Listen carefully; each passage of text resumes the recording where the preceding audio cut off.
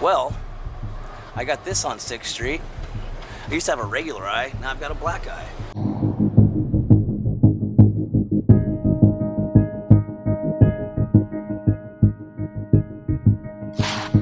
So when it comes to violent crime and homicides in particular in Austin, over the last year and a half or so, we've seen a dramatic uptick. So Prop A is basically, it is a citizen-driven proposition that is to try to address the problems that are dealing with our police staffing crisis, the increase in violent crime that's been going on. We've got a lot of problems in this town. We spend all our money on police. We don't have any money left over to spend on anything else. This is why I think Prop A is too much, and it's not going to provide us with enough in return. Getting more police, young cadets couldn't do nothing in the city of Austin. Prop A is a helpful solution because that's going to say the voters in Austin, the community says, we support you. We want you to have a staffing level that you can do your job well. It's unnecessary because Prop A solves none of the problems that police have today. What Proposition A does is balloon the police budget without any accountability. It says 2 officers for every 1,000 residents and 35% free time with required trainings. That's it. Prop A does 3 things. Number 1, it ensures adequate police staffing in our city. It does that by requiring the minimum standard of 2.0 police officers per 1,000 population.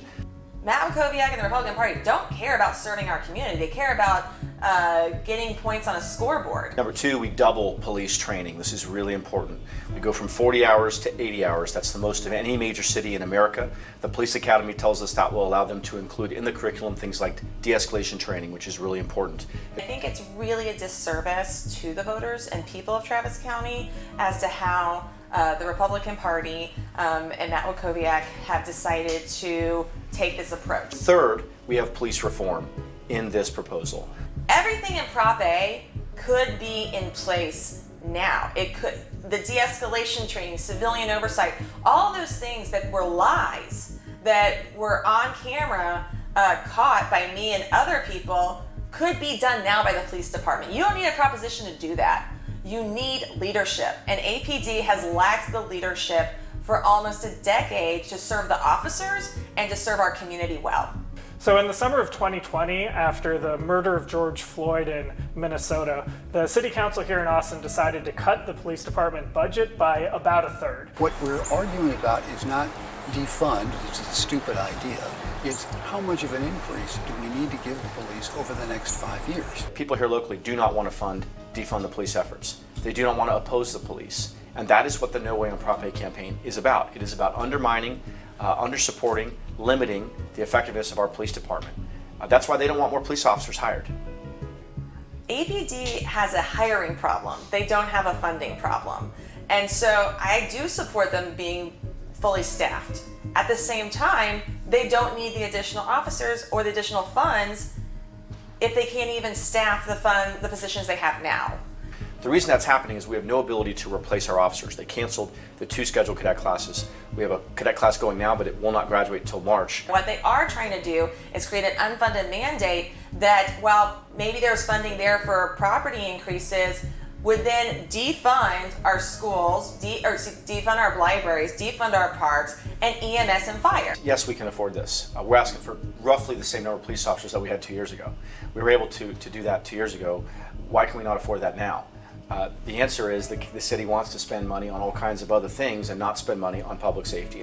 The problem is the law is poorly written and it'll literally eviscerate other public safety entities. And so I hope we can vote this thing down and then we can all work together to get the staff we need for all of us. Will the city council have to look at some of their pet projects and some of their other discretionary funding and decide they want to put that money back into police services? Yes, they will.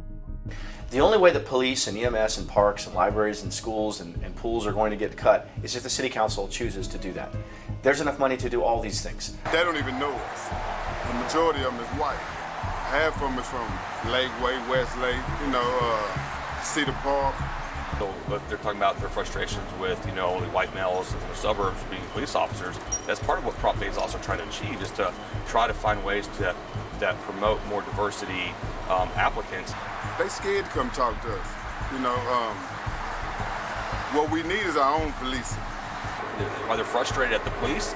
Because like I said earlier, we're the ones that actually show up and respond. It's not the district attorney, it's not the judges, it's the police officers.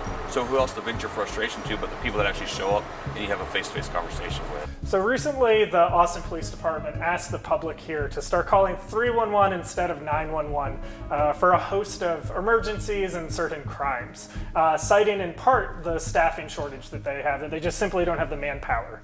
And if you've got a cold burglary call, there's no particularly a good reason for a police officer to show up. There's not much they can do there that they can't do just as well over the phone. Our office was firebombed just a few weeks ago by a right-wing extremist. So did you call the police when you were firebombed? I was not awake when it happened. It happened at 2 in the morning. Our neighbors, the bar across the street, called 911, and both APD, Austin Fire, responded. You have two ways to deal with your workload. You can either increase your workforce, which is through hiring more officers, which is what Prop A is trying to achieve to do, or you can reduce your workload. And that's what you saw took place. Because we're not able to hire more officers, or we're not able to retain the officers we have, we're now having to deal with addressing the fact that we got to reduce our workload. And so that's why you're seeing officers no longer respond to what they call lower priority calls. I want to live in a safe community. And for many of us, we live in safe communities across Austin and across Travis County. This does not make Travis County any safer. It's a simple, balanced, thoughtful, reasonable proposal, and I do believe it will pass.